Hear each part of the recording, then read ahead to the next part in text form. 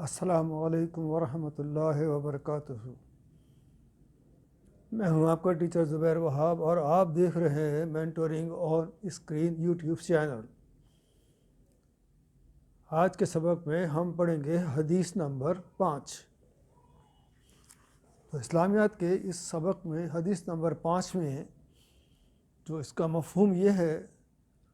تم میں سے کسی کا بھی ایمان اس وقت تک مکمل نہیں ہوگا جب تک کہ میں اس کی نظر میں اس کے والد، اس کی اولاد اور تمام لوگوں سے پیارا اور محبوب نہ ہو جاؤں۔ اس کی تشریح سے کہتا ہے کہ اس حدیث میں حضور اکرم صلی اللہ علیہ وآلہ وسلم نے محبت کو علامت ایمان بتایا گیا ہے، یعنی ایمان کی ایک علامت کے طور پر اس کو بتایا گیا ہے کہ ہم نبی اکرم محمد صلی اللہ علیہ وآلہ وسلم سے محبت کرنے میں تمام اقسام کی محبت ہیں، جس میں ماں اور باپ ہے، اولاد ہے، بیوی بچے ہیں اور دوسرے اسباب جو شامل ہیں، ان سب سے زیادہ جو ہے وہ ہمیں نبی اکرم محمد مصطفیٰ صلی اللہ علیہ وآلہ وسلم پیارے ہوں۔ جب تک کہ بندہ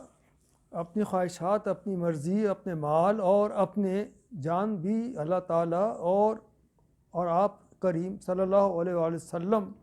کے احکامات کے سامنے قربان نہ کر دیں، اس وقت تک وہ کامل ایمان والا نہیں ہو سکتا۔ تو کامل ایمان کے لیے ضروری ہے کہ ہم اللہ کے احکامات،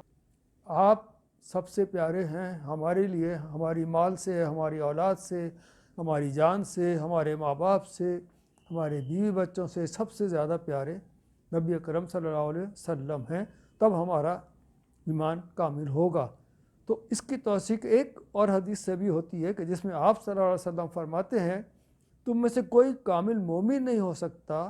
یہاں تک کہ اس کی خواہش اس شریعت کے تابع نہ ہو جائے جو میں لایا ہوں،